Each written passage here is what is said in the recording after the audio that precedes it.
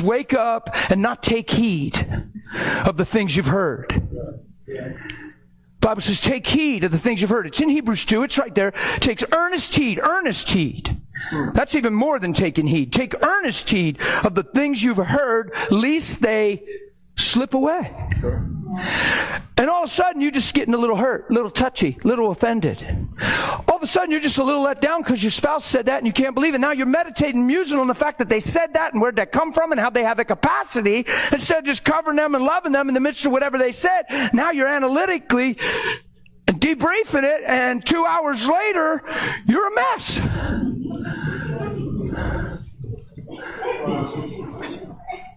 You just get out around people who aren't thinking for others.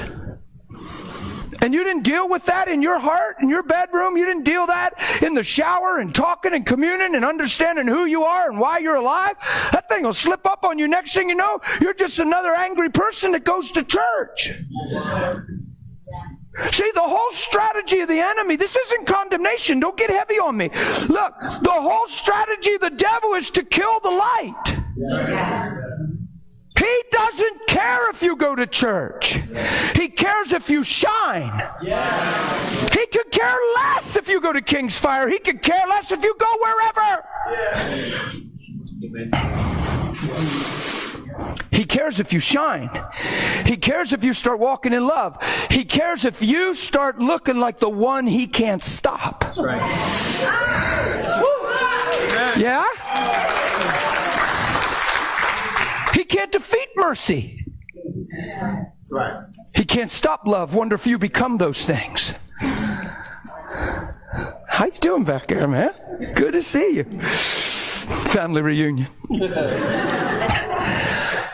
Are you with me? Yes. The devil could care less. Honestly, I've come to believe this. I actually believe this. He'd care less if you do your daily devotions. Some people let their daily devotion take the place of knowing the Lord. So they qualify themselves by doing their devotions instead of knowing they're already qualified through the Son. So then they do their devotion to have intimacy and know Him more, to look more like Him. Look, you can do your daily devotion and never commune with God. You can have a Christian t-shirt, ringtone, screensaver, and bumper sticker. And be mad at somebody. And think all those things you do, Christian, mean you're Christian. Christianity is Christ-likeness. Christianity, little Christ-like one. It's who He is in you, and you're surrendered, you're yielded. I'm not talking perfection here. I'm talking purity of heart. I'm just talking a motive to wake up, to live in the Spirit, to have a healthy why behind my life. No matter what.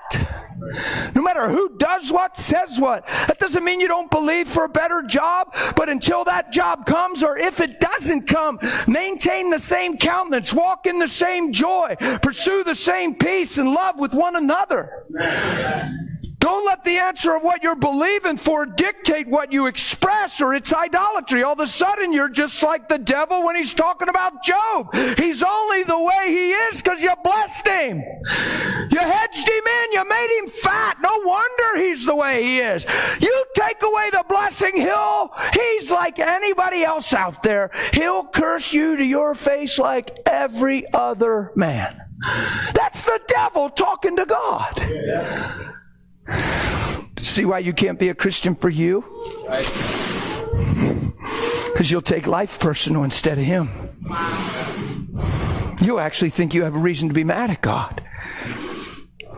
You'll actually let your circumstances trouble your heart, and you won't even be able to pray because you'll lose your view of Him.